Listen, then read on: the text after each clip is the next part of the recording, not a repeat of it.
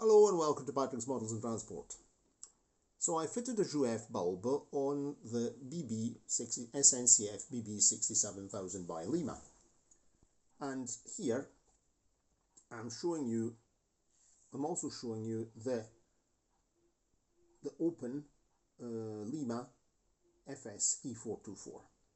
So you can see that on the FS E424 it's got full spec Lima bidirectional lighting, which the lights invert according to the direction of travel of the locomotive.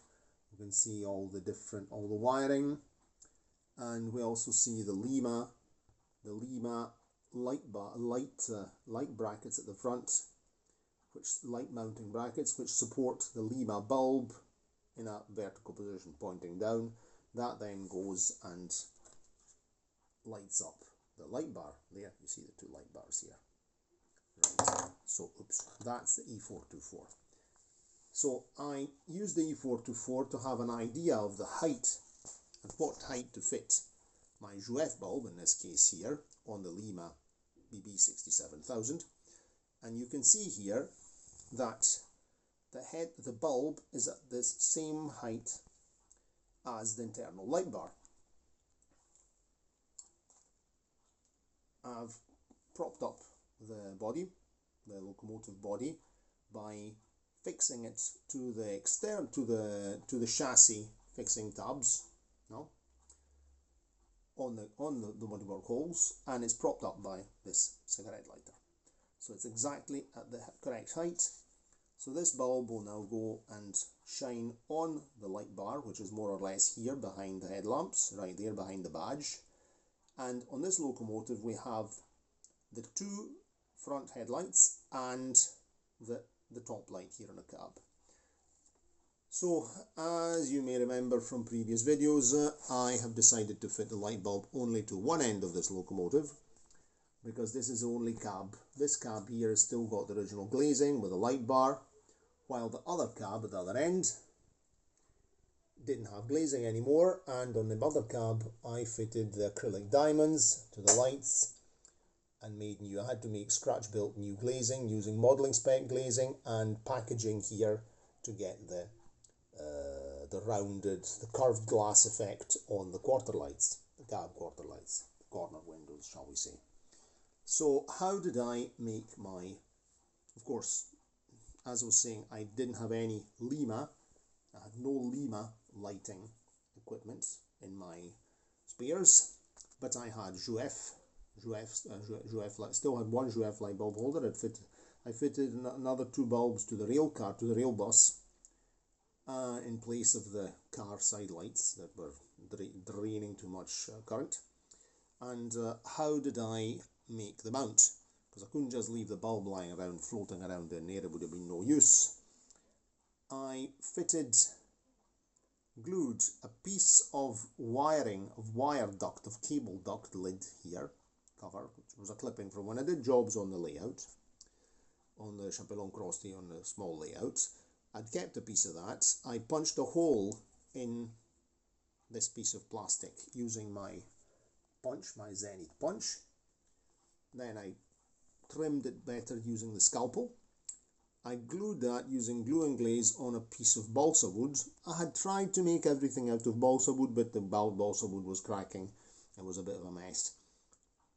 So I decided to go for the wiring duct plastic, because that is heat resistant.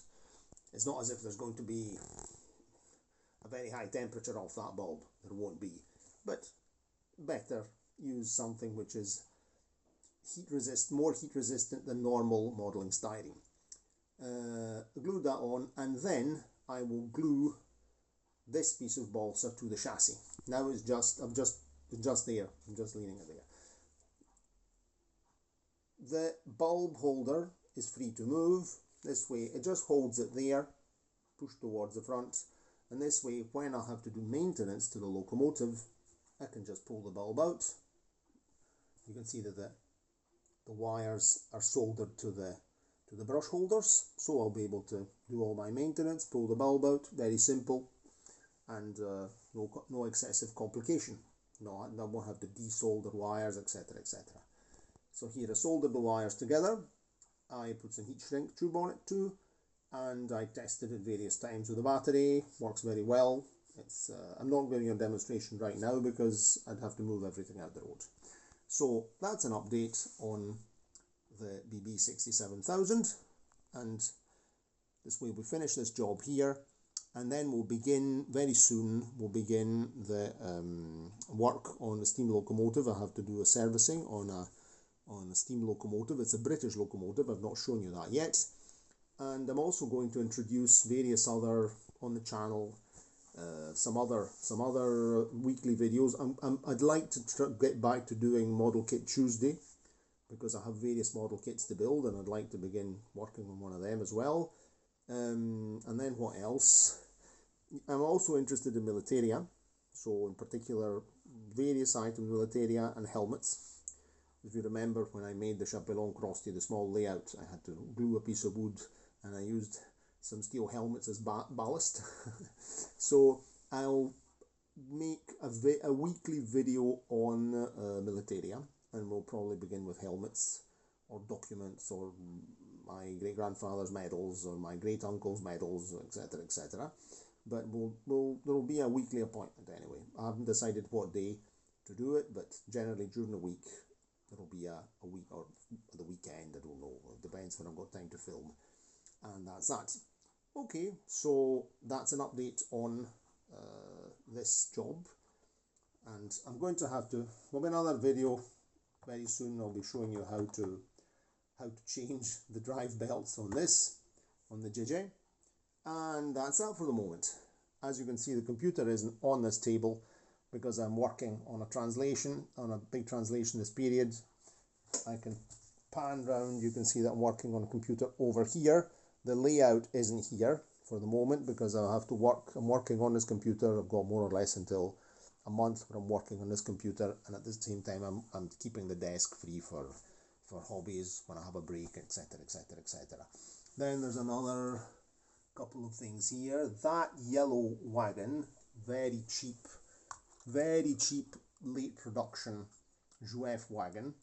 This is actually going to donate the tanker. This is really a very cheap, very lightweight. It's an end of production Jouef, but I bought it mainly for the tank, and we'll see. There'll be an interesting. This tank is going to be donated for an interesting accessory on the layout. You might even guess what that is. Okay, so that's it. That's the update. Cheerio, and see you next time. And I've also got to paint this Airfix railway station. So various things will be done in this month. Well, a bit less than a month while I'm working on a translation in my supposedly free time when I have it. So that's that. Cheerio, and see you next time. And of course, if you like the video, give it a like, comment. I like reading your comments. I always answer to each comment unless I forget. And very important, subscribe to the channel because it helps the channel grow and it helps the algorithm and all these nice things. So I'm looking forward to reading your comments, and cheerio, and see you next time.